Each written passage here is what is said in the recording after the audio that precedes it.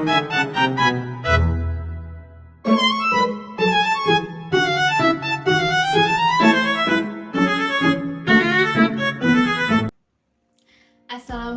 warahmatullahi wabarakatuh.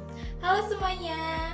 Perkenalkan, nama saya Lela Santini dengan NIM A1112401. Saya mahasiswa Program Studi Pendidikan Bahasa dan Sastra Indonesia, jurusan Pendidikan Bahasa dan Seni, Fakultas Keguruan dan Ilmu Pendidikan, Universitas Tadulako. Pada kesempatan yang baik ini, saya akan menganalisis unsur intrinsik dan juga ekstrinsik yang terdapat dalam cerpen Robohnya Surau Kami, karya Ali Akbar Nafis. Cerpen ini diterbitkan pada tahun 1956 dan menjadi cerpen yang sangat populer pada tahun 50-an. Baiklah, sebelum saya lanjut ke analisis intrinsik dan ekstrinsiknya, terlebih dahulu saya akan menceritakan sinopsis dari cerpen Robohnya Surau Kami. Cerpen Robohnya Surau Kami menceritakan tentang seorang kakek yang menjaga surau yang sudah hampir ambruk di suatu tempat. Namun kakek ini telah meninggal dunia. Beginilah kisahnya. Kakek dikenal sebagai seorang yang sangat taat beribadah. Kakek selalu memuja dan juga berdoa kepada Tuhan. Selain itu, kakek juga menjaga surau yang sudah hampir ambruk di suatu tempat. Sebagai penjaga surau, kakek tidak mendapatkan apa-apa. Ia hanya mendapatkan sedekah setiap hari Jumat, dan setiap 6 bulan sekali, ia mendapatkan 1/4 dari hasil pemungutan ikan mas di kolam itu. Dan setiap sekali setahun ia mendapatkan zakat fitrah dari orang di sekitar itu. Kakek sebagai seorang penjaga surau tidak begitu dikenal. Ia lebih dikenal dengan keahliannya dalam mengasah pisau, karena kakek begitu mahir dalam mengasah pisau.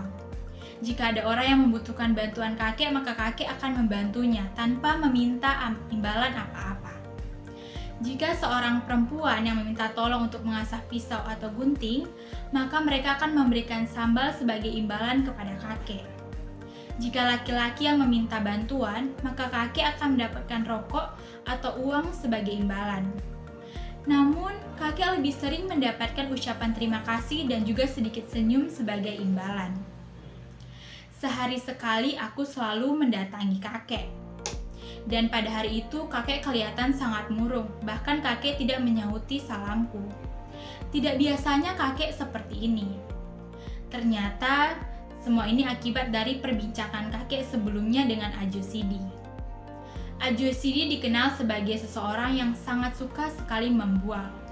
Bahkan bualan-bualannya itu dapat mempengaruhi orang-orang dan orang-orang percaya dengan bualannya. Karena penasaran dengan apa yang diceritakan Ajo Sidi, aku memaksa kakek untuk bercerita. Akhirnya kakek mau untuk bercerita. Kakek mengatakan bahwa Ajo Sidi bercerita tentang Haji Saleh, seseorang yang dalam kehidupan sehari-harinya selalu beribadah di masjid, persis yang dilakukan oleh kakek setiap hari. Haji Saleh dalam cerita Ajo Sidi adalah orang yang sangat taat beribadah, selalu memuja dan juga berdoa kepada Tuhan. Namun, pada hari penentuan, hari di mana diputuskannya manusia masuk surga atau neraka, Haji Saleh malah masuk neraka. Karena hal ini, Haji Saleh protes kepada Tuhan. Dia berpikir bahwa Tuhan salah. Namun dia berpikir lagi Tuhan tidak mungkin salah. Akhirnya Tuhan mengatakan alasannya kenapa Haji Saleh masuk ke dalam neraka. Tuhan berkata, "Engkau tinggal di tanah Indonesia yang begitu maha kaya raya, tapi engkau membiarkan dirimu hidup melarat. Bahkan anak dan juga istrimu, bahkan cucumu kau biarkan untuk hidup dalam keadaan teraniaya. Kuberi kau tanah yang kaya raya, tapi kau lebih memilih untuk beribadat saja. Karena beribadah tidak mengeluarkan peluh dan tidak perlu membanting tulang," kata Tuhan. Mendengar alasan ini, Haji Saleh hanya terdiam dan dia tetap dibawa ke neraka oleh para malaikat. Cerita Ajo Sidi ini membuat kakek menjadi murung. Perasaan campur aduk dirasakan dalam hatinya. Karena dia merasa apa yang diceritakan Ajo Sidi seperti mengejek dan juga menyindir dirinya. Kakek memang tidak pernah mengingat istri dan juga anaknya. Bahkan dia juga tidak pernah memikirkan dirinya sendiri. Kakek tidak pernah ingin menjadi kaya atau membangun sebuah rumah.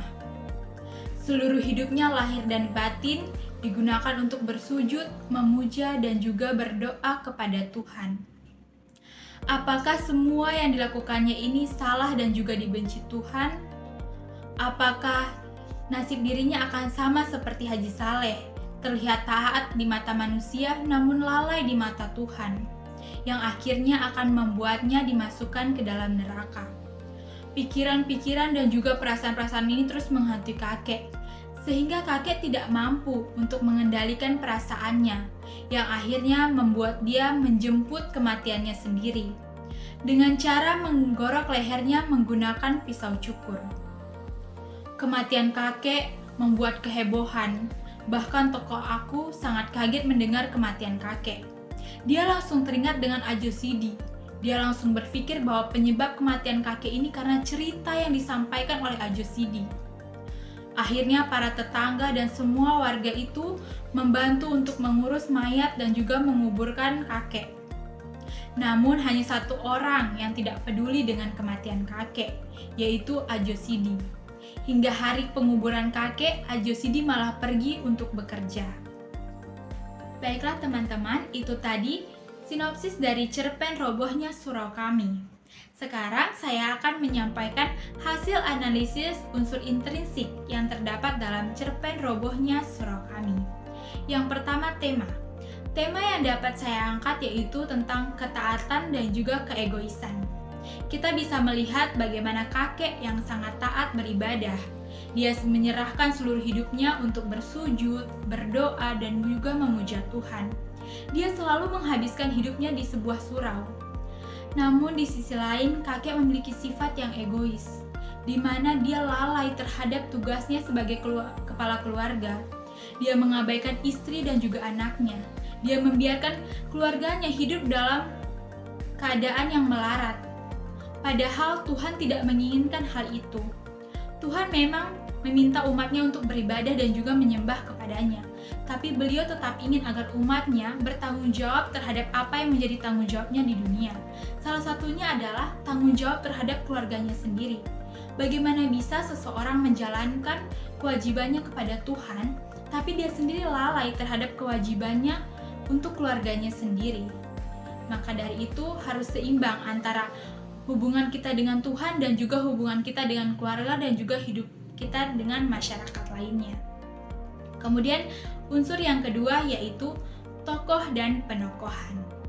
Tokoh pertama yaitu tokoh aku yang menjadi tokoh yang paling dekat dengan kakek. Tokoh aku digambarkan sebagai seseorang yang selalu ingin tahu hal-hal yang belum diketahuinya.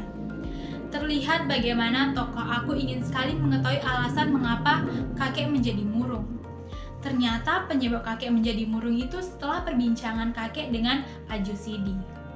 Yang kedua, kakek. Tokoh kakek digambarkan sebagai seseorang yang sangat taat beribadah. Beliau sangat-sangat memuja Tuhan, bersujud dan selalu berdoa kepadanya. Namun di sisi lain, kakek memiliki karakter yang egois dan juga lalai. Dia selalu memuja Tuhan, tapi dia melupakan kewajibannya kepada istri dan juga anaknya. Dia lupa bahwa dia sebagai kepala keluarga harus bisa melindungi keluarganya sendiri, menghindari keluarganya dari kehidupan yang melarat. Namun nyatanya kakek melakukan itu kepada keluarganya. Dia membiarkan istri dan anaknya hidup dalam keadaan yang melarat. Walaupun kakek tetap menjalankan kewajibannya kepada Tuhan, tetap saja dia memiliki karakter yang lalai dan juga egois. Kemudian kakek juga memiliki karakter yang mudah terpengaruh dan percaya kepada omongan orang lain. Terlihat dari bagaimana kakek percaya dan menelan mentah-mentah informasi yang disampaikan oleh Ajo Sidi. Kakek tidak memfilter informasi yang dia sampaikan. Dia langsung percaya saja dengan apa yang disampaikan Ajo Sidi, hingga membuat kakek melakukan hal yang dibenci Tuhan, yaitu bunuh diri. Kemudian tokoh yang ketiga, Ajo Sidi. Ajo Sidi dikenal sebagai orang yang sangat suka sekali membual. Ajo Sidi sangat pintar merangkai kata-kata, sehingga orang percaya dengan apa yang dikatakan Ajo Sidi. Terbukti kepintarannya ini dapat mempengaruhi kakek.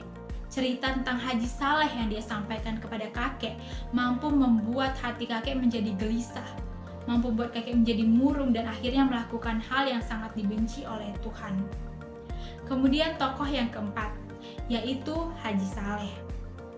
Haji Saleh juga dikenal sebagai orang yang sangat taat beribadah, sama seperti kakek.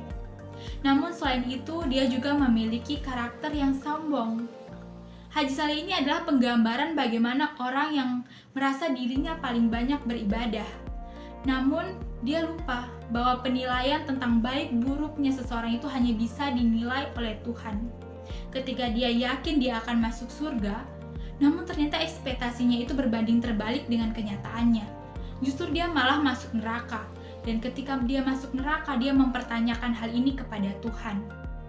Dan ketika mendengar alasan mengapa Tuhan menjebloskan dia ke dalam neraka, barulah dia sadar, bahwa tidak seperti ini konsep untuk mencari pintu surga kepada Tuhan. Bukan hanya dengan beribadah saja, tapi ada kewajiban-kewajiban yang harus dia lakukan, termasuk kewajibannya kepada istri, anak, dan juga cucunya yang telah dia abaikan selama ini.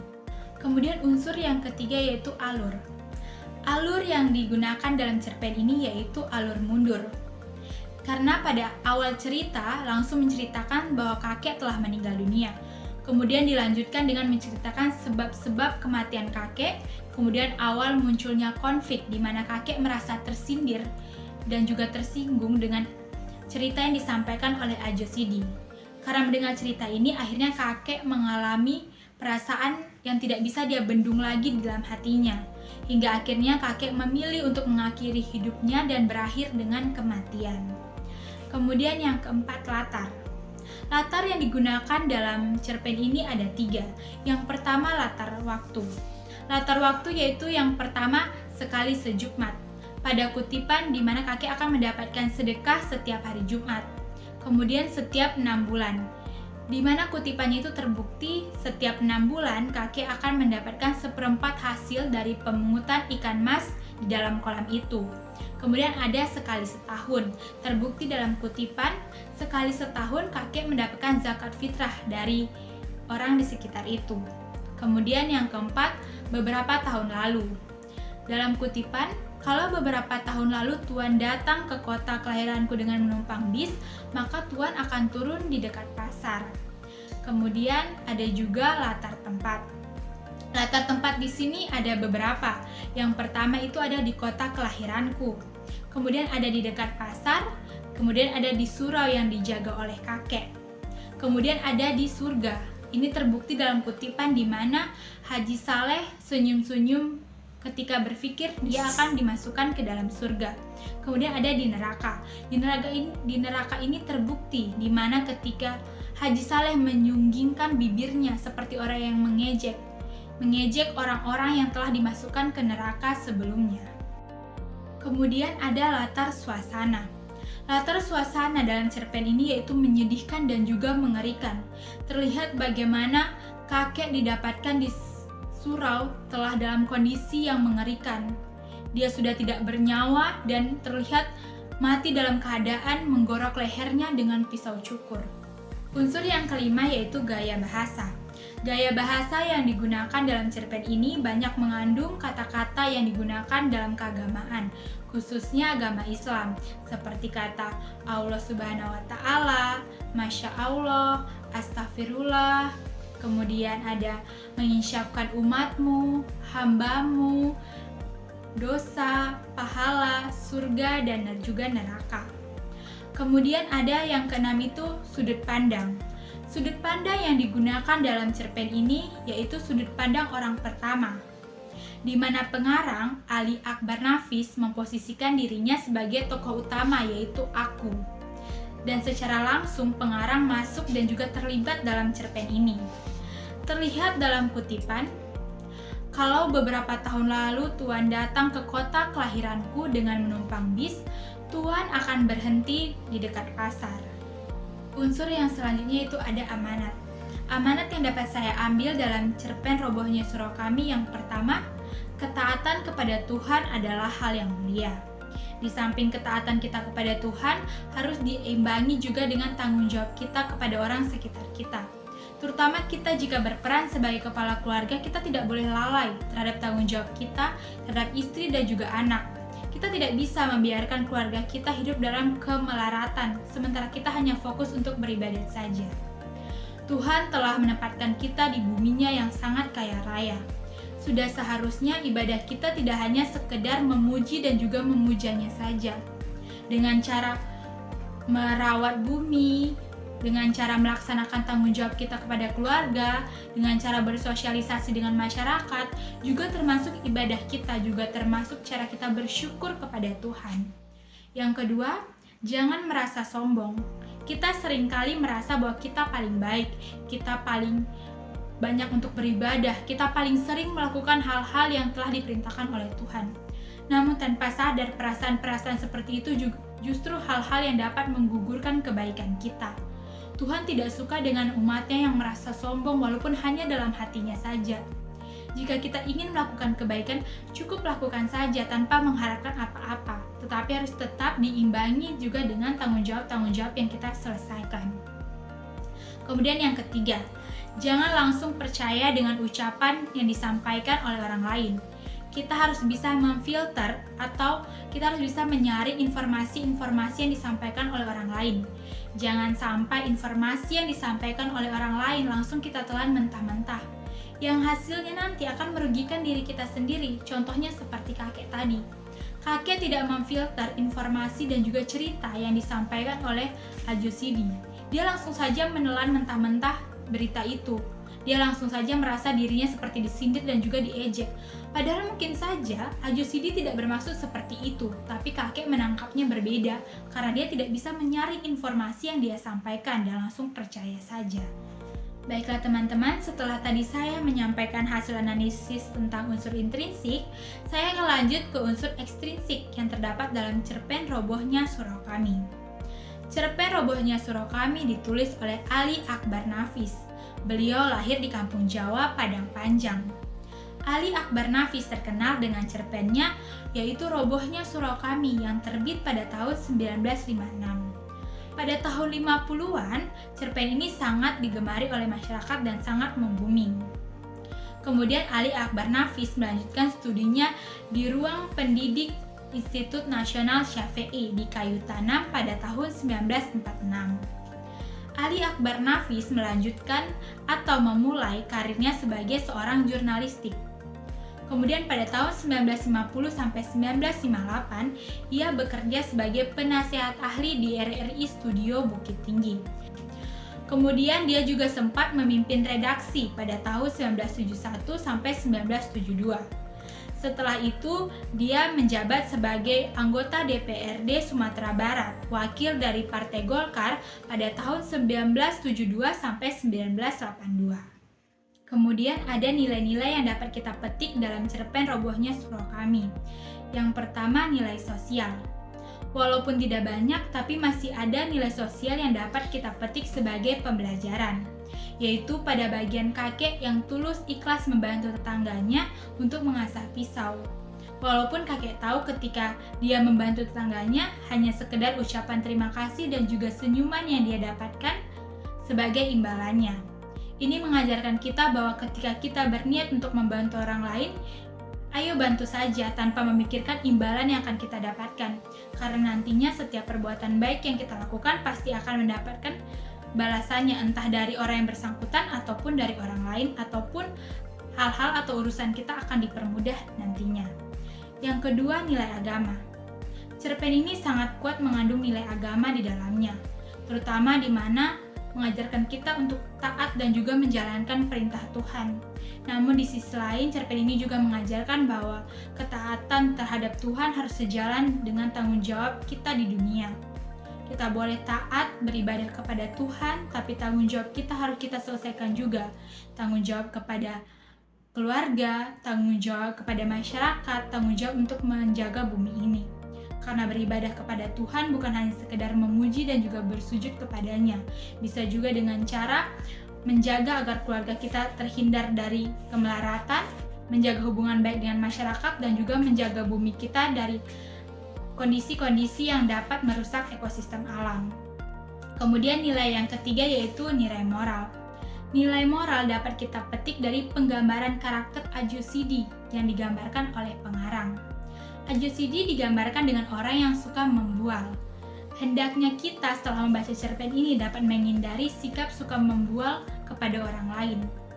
Walaupun mungkin hal yang kita sampaikan itu adalah kebenaran, tetapi untuk menegur dan juga menasihati orang lain bisa dengan cara yang lebih baik, dengan cara yang lebih santun tanpa kita menyinggung dan juga menyakiti perasaan orang yang bersangkutan. Baiklah teman-teman, itu tadi hasil analisis saya tentang unsur intrinsik dan juga ekstrinsik yang terdapat dalam cerpen Robohnya Surau Kami, karya Ali Akbar Nafis. Semoga hasil analisis saya dapat membantu kalian mengenali cerpen ini lebih dalam. Dan semoga nilai-nilai yang terkandung dalam cerpen ini dapat menyadarkan kita semua bahwa ketaatan dalam memuja Tuhan bukan hanya sekedar bersujud dan juga berdoa kepadanya, tetapi juga menjalankan kewajiban-kewajiban dan juga tanggung jawab kita kepada sesama dan juga bumi kita. Sekian video saya kali ini, semoga bermanfaat dan jika ada kesalahan kata saya mohon maaf. Wassalamualaikum warahmatullahi wabarakatuh. Bye-bye.